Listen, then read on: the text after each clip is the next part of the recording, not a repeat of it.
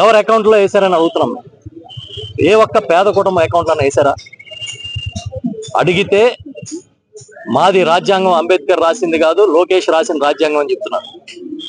అడ్డగోలుగా కేసులు పెడుతున్నారు. సోషల్ మీడియా యాక్టివిస్టులు అని చెప్పి చాలా దుర్మార్గమైన సెక్షన్లు వేసి కేసులు పెడుతున్నారు. ఈ రాష్ట్రంలో ఏం జరుగుతుందని అంటే కక్ష సాధింపు పరిపాలన తప్ప, ఒక దగాకోరు పరిపాలన తప్ప ఇంకేమీ జరగట్లేదు. అందుకే ఇవాళ యువత పోరు పేరిట ఇవాళ జగన్మోహన్ రెడ్డి గారు తీసుకున్న ఈ కార్యక్రమానికి రాష్ట్ర వ్యాప్తంగా విపరీతమైన మద్దతు వచ్చింది.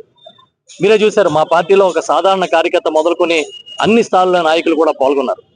వాళ్ళ విశాఖపట్నం వీధుల్లో ర్యాలీ నిర్వహిస్తామంటే పోలీసులు ఆంక్షలు పెట్టారు, బ్యారికేడ్లు పెట్టి ఆపారు. అదేవిధంగా నిన్న మధ్యాహ్నం నుంచే అన్ని చోట్ల కూడా బెదిరింపు కాల్స్ చేయడం, రావద్దని చెప్పడం, అనుమతులు లేవడం. ఒక పక్క మా నాయకులు పైన ఉన్నత స్థాయి పోలీసు అధికారులతో మాట్లాడుతున్నప్పటికీ ఏదో జరిగిపోతుందని మీరు ఎందుకు కంగారు పడుతున్నారంటే మీ చేతగానితనం, ఈ ప్రభుత్వం చేతగానితనం బయటపడుతుందనే ఉద్దేశంతోనే మీరు కంగారు పడ్డారని చెప్తున్నాం. వాళ్ళ అన్ని జిల్లాల్లో జరిగింది, ఉత్తరాంధ్రలో కూడా బ్రహ్మాండంగా జరిగింది. ఇక్కడ మా మాజీ శాసనసభ్యులు, కోఆర్డినేటర్లు, అన్ని స్థాయిలో నాయకులు, అనుబంధ విభాగాల అధ్యక్షులు, మేయర్ గారు, ఇతర పెద్దలందరూ కూడా పెద్ద ఎత్తున పాల్గొన్నారు. కార్యకర్తలందరూ కూడా ఉత్సాహంగా వచ్చారు.